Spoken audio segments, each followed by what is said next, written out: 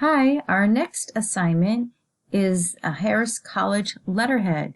So choose File, New, Built-in, and we need the category Letterhead. And the book is requesting arrows. If you want to select a different format, you can go ahead and choose that. They're using the same color scheme and the same font scheme. Make sure business information is the HCRS. Uncheck Include Logo, and then choose Create.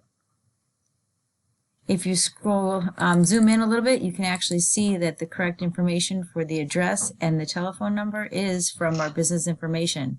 The only thing is very small to see. So if you click the cell and then Control A, change the font to size 10. And I'm going to make it's a little bit wider so all of email will fit on it. And one line, good. And the next one, select the cell, Control A, and again the size is 10, so it's a little bit easier to see. I'm going to just bring it up a little bit so you can see the entire address. Good.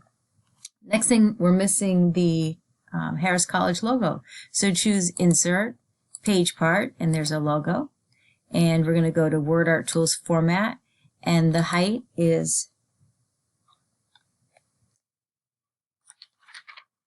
1.5, and the width is 2.25. And then we'll move it just below the line at the top of the letterhead. With the 4 arrows, just drag it just underneath. Nice. All right, so in order to type in here, because this is created as a letterhead template, we actually do not have any typing space. So in order to type within this letterhead, you would have to insert a text box. So I'm going to choose text box, and then it changes my mouse to a crosshair, and I'm just going to drag it.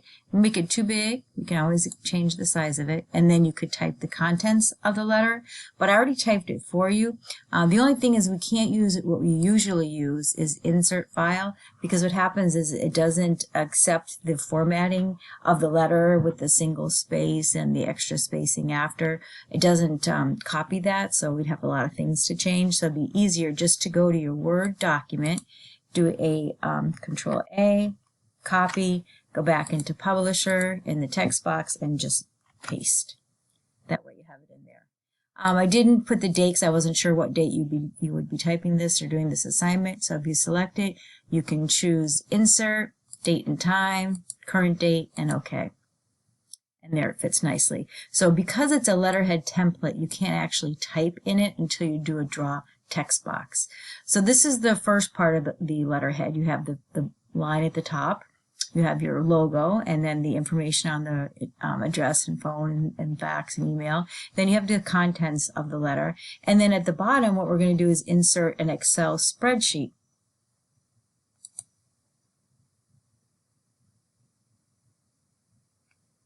So I'm going to scroll over a little bit so I have some scratch area open. And I'm going to click Insert, select Object, and then choose Create from File. And then I'll browse and hopefully have this already saved.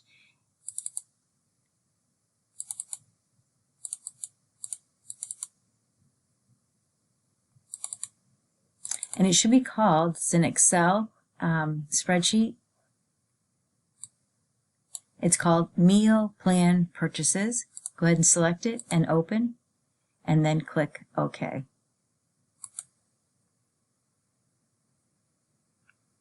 And I'm just going to move it over to my scratch area and then drag it over a little bit. And we'll move it over after. If you double click it, it actually takes you to Excel. So if you look at the top, you're in Excel mode for a minute. So even though we're in Publisher, we're going to do a little bit of Excel.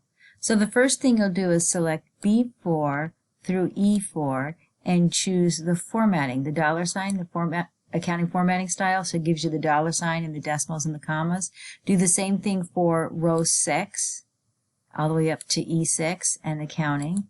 And the middle row, row 5, select all the way to B to E, and then choose the comma instead of the $sign. Then click in E4 and use your auto sum, and it should be adding everything B, C, and D, and then check. And then if you use your fill handle, you can drag it down. And then in B6, again, your auto sum, check mark in the formula bar, and drag that across. And if you want to be consistent, I'll put this also in bold so it matches the others. Good. And just for consistency, if you see in E5, it really shouldn't have the $sign, so I'm just going to click the comma so it matches. So now we're ready. We've completed all of our Excel features, so I'm just going to click outside of it so that it leaves Excel and goes back to Publisher. And then with your 4 arrows, go ahead and drag it inside the letter. And you have created an, or you've embedded an Excel spreadsheet into Publisher. And if we were to view this as whole page, there you have it. Go ahead and save and submit Harris College letter. Thank you.